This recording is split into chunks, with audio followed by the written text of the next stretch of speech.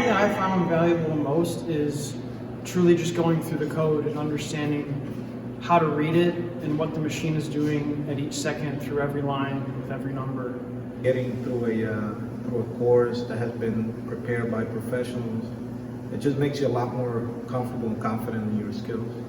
Yeah, I see at work a lot of people that work as assemblers, they're not happy with the level of challenge they see.